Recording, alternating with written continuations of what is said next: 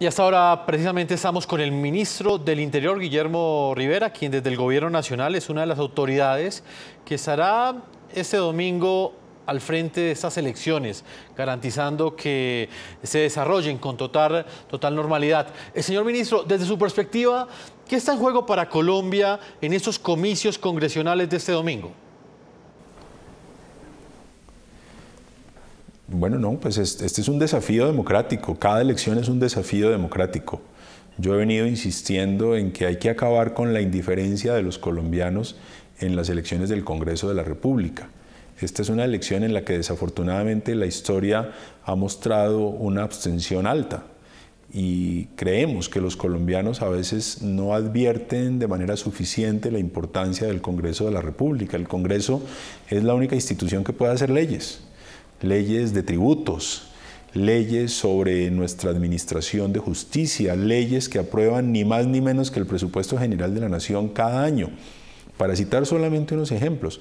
Luego, el Congreso es una institución muy importante y que los colombianos en un mayor número participen de la escogencia de esos congresistas, pues eso hace más legítimo una institución tan importante para nuestro sistema político. Así que nuestro llamado a los colombianos es a que el próximo domingo acudan a las urnas, que voten por el candidato de sus preferencias y desde luego que esta va a ser la primera elección luego de la suscripción del acuerdo de paz con las FARC, es decir, será la primera elección sin las FARC en armas. Y eso pues tiene que marcar un hito en nuestra historia. Fíjese usted que en esta elección, como en ninguna otra en las últimas décadas, ninguna mesa, ningún puesto de votación se va a trasladar de la zona rural hasta las cabeceras municipales. Eso lo que indica es que las cosas están cambiando positivamente y ojalá esta nueva realidad signifique una mayor participación de los colombianos en el debate electoral. Señor ministro, para finalizar, hemos sabido que finalmente habrá ley seca en Colombia este fin de semana en todo el territorio nacional. Esto quiere decir que los ciudadanos no podrán consumir bebidas alcohólicas. Esta medida comenzará a regir este sábado a las 6 de la tarde. Quisiera saber finalmente por qué el gobierno tomó esa decisión, teniendo en cuenta que en algún momento el mismo presidente Juan Manuel Santos estaba analizando la posibilidad de que no hubiese ley seca en estas elecciones.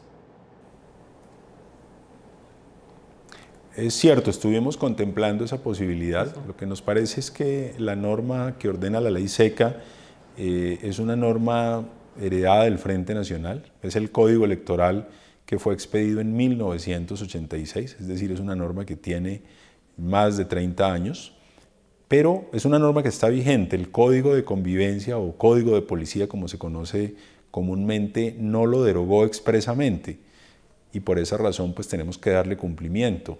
Hubiésemos querido morigerar un poco esta norma en el sentido de que la prohibición solamente se hiciera durante la jornada electoral, no el día anterior, que claramente afecta a muchos establecimientos comerciales. Pero dura es la ley, pero es la ley y nos toca cumplirlo.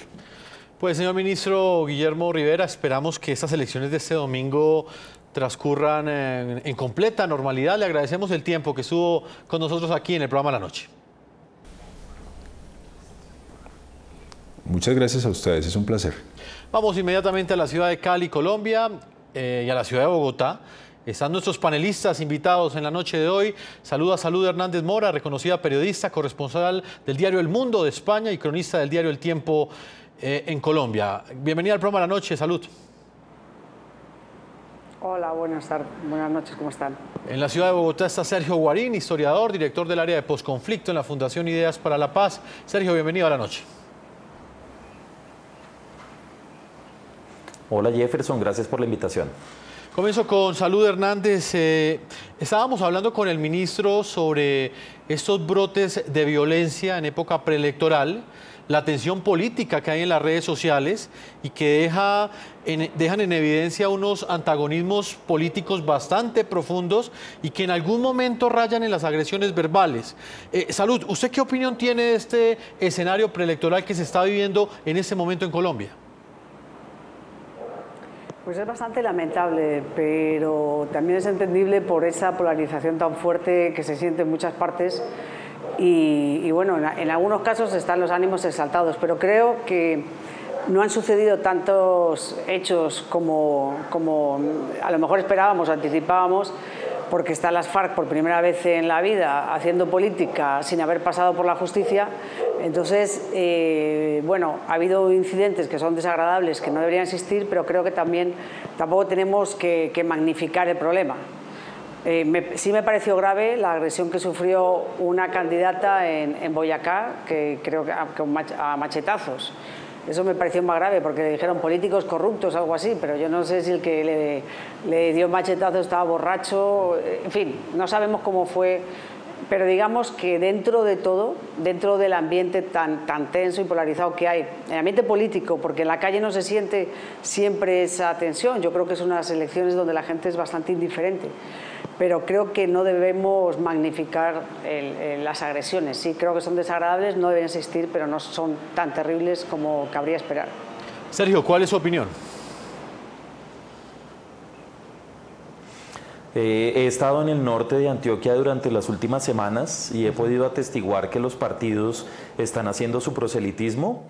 Tengo la apreciación, como Salud lo acaba de decir, de que existe una tensión grande que se puede percibir, pero que en general los actos de violencia que hemos vivido no son exagerados y tampoco son actos que nos puedan decir que las elecciones estén en riesgo. Yo creo que es natural pensar que estas elecciones iban a transcurrir dentro de un ambiente muy tenso, de mucha polarización, de mucho debate, teniendo además también algunos líderes políticos que son fervorosos ellos mismos y que también levantan fervor dentro de la ciudadanía.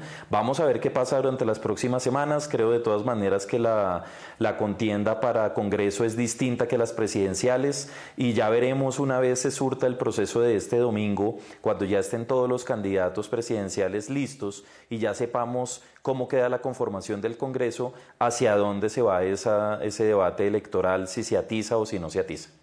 Sergio, lo cierto es que hubo dos actos en los cuales dos candidatos antagónicamente opuestos en términos ideológicos fueron objeto de agresiones.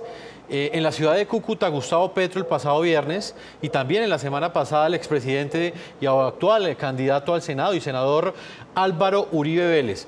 ¿Hasta dónde cree usted que en este momento estos actos demuestran algún tipo de polarización? ¿Usted cree que las elecciones presidenciales y congresionales en este momento van a estar marcadas por la polarización? Sin duda alguna, yo creo que la polarización es un hecho de partida y tenemos que pensar que la sociedad está dividida y que existe fervor. No creo que eso sea del todo negativo. Me parece que la política en Colombia ha carecido de apasionamiento y de confrontación de ideas y de confrontación clara de ideas y de modelos. Me parece que estamos viviendo un momento en el que se están oponiendo de manera evidente dos modelos de entender la política, dos modelos de entender el país y dos modelos de entender la economía, y que la gente reacciona frente a esa contradicción de manera violenta. No son deseables los actos que hemos estado experimentando, pero también muestran que la gente pone el corazón en las urnas, y eso no me parece del todo negativo. ¿Qué pienso yo? Que mientras ese fervor o esa violencia sea una violencia contenida y que sea una violencia que provenga de la expectativa o de la ciudadanía que se moviliza, es algo que es relativamente controlable. Pero peligroso es si actores criminales o actores que pueden ejercer violencia física masiva y directa se ponen al servicio de una u otra campaña en una eliminación sistemática de sus contradictores, que es lo que ha sucedido en el pasado en Colombia. Mientras tanto, creo que vivir esta confrontación política en medio de un ambiente tenso, en el que la gente está inconforme, en el que la gente además está dispuesta a manifestar públicamente lo que piensa, de rechazar las apariciones en público de los líderes, no es del todo negativa. Creo que los colombianos tenemos que acostumbrarnos un poco más a una política beligerante si queremos de verdad cambiar las balas por los votos. La política no es un asunto de hacernos pasito, tampoco es un asunto de hablar bien de los contradictores. Hay pasiones en la política y lo importante es que se tramiten por la vía civilizada y que eso no trascienda en violencia desmedida. Salud, ¿qué opina usted de cómo analiza estos dos hechos en particular? Dos candidatos antagónicamente opuestos en términos ideológicos y cuyas corrientes, dicho sea de paso, son las que lideran en este momento la intención de voto de cara a las presidenciales, fueron los que recibieron este tipo de ataques violentos. ¿Estamos en un escenario de polarización? Sí, pues obvio, es decir, sobre todo Petro y Álvaro Uribe. Álvaro Uribe yo creo que está acostumbrado a ir a universidades, y la del Cauca no es un secreto para nadie, que ahí hay unas bolsas de estudiantes muy de izquierdas, y le están llamando asesino desde el primer día que aspiró a la presidencia en el 2001, o yo no me acuerdo. Es decir, que Uribe está acostumbrado a eso, a que no es la primera vez que sufre un boicot de alguno de sus eventos en una universidad, y va a sufrir más, porque además hay que distinguir dos cosas. Esta campaña, lo que le importa a la gente, las presidenciales. Yo he visto muchísima indiferencia frente a la campaña del Congreso y del Senado, porque finalmente la gente piensa que eso no cambia sus vidas y que todos son iguales y que esos son una mano de corruptos y que da exactamente igual si gana u otro, porque no va a cambiar el país. Entonces yo creo que la gente centra como sus iras y todo hacia las presidenciales. La gente no atacó a Álvaro Uribe porque vaya a ser senador, sino atacó lo que él representa y la opción que él representa. Y hay gente que el candidato de Uribe, que es Duque, le llama también asesino. Es decir, yo creo que sí están muy exaltados los ánimos en ese sentido. Y Gustavo Petro está feliz con las piedras que le tiraron, porque él, parte de la estrategia suya de campaña es hacerse la víctima y hacerse como la persona que no le van a dejar gobernar y no le van a dejar ganar, y yo creo que está feliz con esas 3 piedras que le tiraron. Entonces, obviamente no es bueno, porque las cosas uno sabe cómo empiezan pero no saben cómo acaban. Y si estás caldeando ese ambiente, y si ellos lo siguen caldeando, pues podemos escalar esa violencia. Pero vamos, yo creo que también, por otra parte, es muy difícil parar, porque las redes sociales, no teníamos las redes sociales con esa virulencia hace 4 años. Es la primera vez que estamos haciendo unas elecciones con unas redes sociales que uno le llegan unas cosas que es que no las puede ni creer. Más de la mitad son mentiras, pero son muy agresivas. Pero yo no creo, sinceramente, que vaya a haber un atentado ni nada. También los candidatos como Petro deberían ser más responsables, porque le tiran unas piedras y enseguida dicen que le disparan, que casi lo matan. Entonces tiene por ahí un perro ladrador que magnifica lo que le hacen. Hombre, yo creo que eso también es incendiar las redes sociales, incendiar a su gente. Ya digo, es parte de su estrategia. Lo de Uribe me parece que no es la primera vez ni la última, y le va a seguir pasando de aquí a las presidenciales. Como digo, yo he sentido mucha indiferencia ante estas elecciones legislativas. Sergio, ¿cuál es su opinión frente a lo que...? Hay una cosa más. Sí, adelante, Salud. Bueno. Concluye. No, solamente decir que respecto a la calma, en las zonas donde hay grupos, todavía hay disidencias de las FARC, hay presencia del ELN, hay presencia, bueno, los del Clan del Golfo se meten menos, pero sobre todo donde hay disidencia de las FARC, lo que yo he sentido en el norte del Cauca, como pasa en Arauca, es que la gente que está en contra, a lo mejor, de la presencia de las FARC en la campaña y todo eso, pues no pueden hablar. Es decir, en esas zonas todavía sigue imperando la ley del silencio, pero en votos representa muy poco, entonces no va a ser significativo. Sergio, antes de ir a comerciales, quiero conocer su opinión frente a este planteamiento de Salud. ¿Usted cree que también hay una utilización electoral de ese tipo de agresiones en este momento para ganar votos, para ganar réditos en las próximas elecciones? Pues la política tiene esta lógica venenosa en la cual, cuando uno se presenta como perseguido, termina ganando el fervor de las personas. Y me parece que en este caso tanto Gustavo Petro como ciertas facciones del uribismo han utilizado el argumento de la persecución a su favor. Yo creo que parte del uribismo también durante la campaña del plebiscito se planteó a sí mismo como un perseguido por el gobierno, como sin tener los espacios institucionales para poder ofrecer su opinión, como también aislado de los medios de comunicación, como al lado de un complot de diversas personalidades y digamos de la institucionalidad en general. Y también, y en eso comparto la impresión de Salud, pues yo creo que en la política que nos ha mostrado hasta el momento Gustavo Petro hay una idea importante de poder mostrarse como un outsider de la política y como una persona que las élites no quieren que gobierne. Yo creo que parte de su capital electoral está basada en la idea de hacerle creer a los electores que las élites por ningún motivo van a estar dispuestos a que él gobierne, y todas estas cosas que suceden no son leídas por él como un rechazo de parte de la ciudadanía, sino como muestras de ese complot y de esa violencia. En todo caso, creo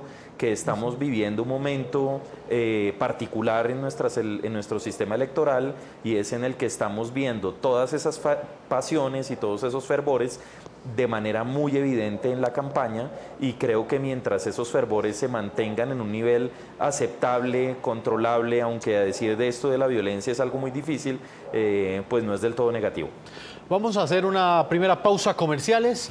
No sin antes leer algunas de las opiniones que nos envían ustedes, nuestros televidentes, a través de las redes sociales. ¿Ustedes qué opinan de las constantes protestas violentas que se han presentado en medio de las campañas electorales en Colombia y la tensión política que es cada vez más latente en las calles y en las redes sociales? Vamos a leer este mensaje de Robinson. Él hasta ahora nos dice lo siguiente: la polarización y la ambición por el poder dentro de los mismos partidos y la intolerancia de los líderes de los partidos han llevado a que esta situación esté en todos los escenarios del territorio nacional. Adriana dice lo siguiente: los espacios que se le dan a los candidatos son para que presenten sus ideas y a través del diálogo con el pueblo se comuniquen efectivamente. De ahí a que se les ataque de forma violenta hay una gran diferencia. Uno más, este es de Francisco Acosta. Él dice lo siguiente: en un país donde se sacrifica la justicia en nombre de la paz, cada uno cree tener la razón y sale a cobrar con réditos. Opiniones de nuestros televidentes. Vamos a una primera pausa comerciales y cuando regresemos continuaremos con Salud Hernández y con Sergio Guarín analizando los resultados también de las últimas encuestas que se han presentado a propósito de esta elección congresional y de los aspirantes que lideran la intención de voto de cara a las elecciones presidenciales del próximo 27 de mayo. Una pausa y ya regresamos a este programa de la noche.